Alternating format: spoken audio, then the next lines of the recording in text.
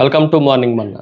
నేటి వాక్య దర్శనం కొరకు యెహెజ్కేలు గ్రంథం 36వ అధ్యాయం 29వ వచనం. మీ సకలమైన అపవిత్రతను పోగొట్టి నేను మిమ్మల్ని రక్షింతును, మీకు కరువు రానియక ధాన్యమునకు ఆజ్ఞ ఇచ్చి అభివృద్ధి పరుతును. మరొకసారి దేవుని వాక్యంలో నుండి దేవుడు మనకు రక్షణను, భద్రతను, అభివృద్ధిని అనుగ్రహించే దేవుడు అన్న సత్యాన్ని ఈ వచనంలో నుండి మనం నేర్చుకోవచ్చు. 4 ప్రాముఖ్యమైన విషయాలు, సత్యాలను దేవుని వాక్యంలో నుండి నేర్చుకుందాం. Number 1, it is A promise. దేవుని వాగ్దానము. మిమ్మును రక్షింతును అన్న మాట చాలా ప్రాముఖ్యమైన వాగ్దానం. ఎలాగో మనల్ని రక్షిస్తున్నాడు అని మనం ఆలోచన చేస్తే, మీ సకలమైన అపవిత్రతను పోగొట్టి నేను మిమ్మును రక్షింతును. భయంకరమైన అపవిత్రత మన జీవితాల్లో ఉండగా మనల్ని మనం రక్షించుకోవటం ఎప్పటికీ సాధ్యం కానే కాదు. ఉదాహరణకి ఒక మెకానిక్ బండినంతటినీ బాగు చేసినప్పుడు చేతులకి ఏదో ఒక రకమైన ఆయిల్ ఏదో అంటుతూ ఉంటుంది. వాటిలన్నిటినీ పోగొట్టుకోవాలి అని అంటే డిటర్జెంట్తోనో సబ్బుతోనో వాటిని శుభ్రంగా కనుక్కోవాలి.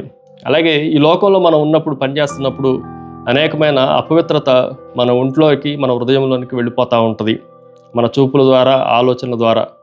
కానీ యేసుక్రీస్తు రక్తము చేత, దేవుని క్షమాపణ చేతనే మనం మన అపవిత్రతను పోగొట్టుకోవటానికి అవకాశం ఉంది. కాబట్టి దేవుడు మనల్ని రక్షిస్తున్నాడు అన్న వాగ్దానాన్ని మనము విశ్వసించాలి.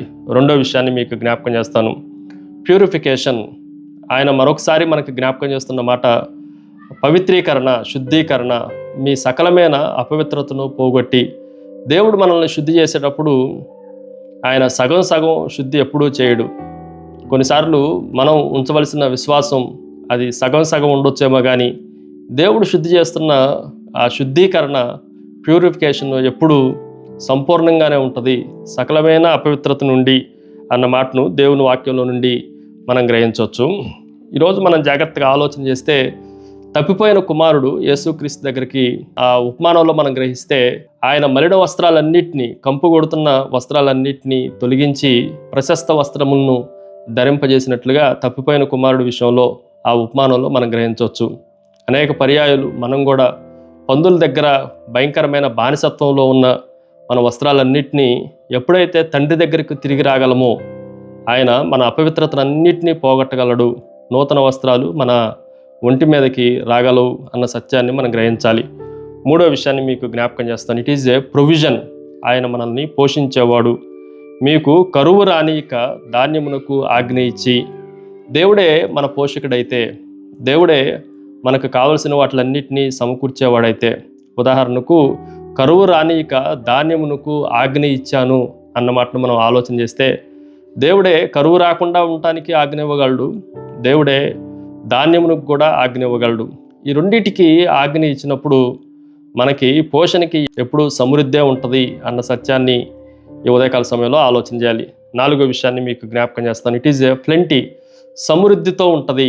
అందుకే అభివృద్ధి పరుతును అన్న మాటను మనం జాగ్రత్తగా ఆలోచన చేయొచ్చు.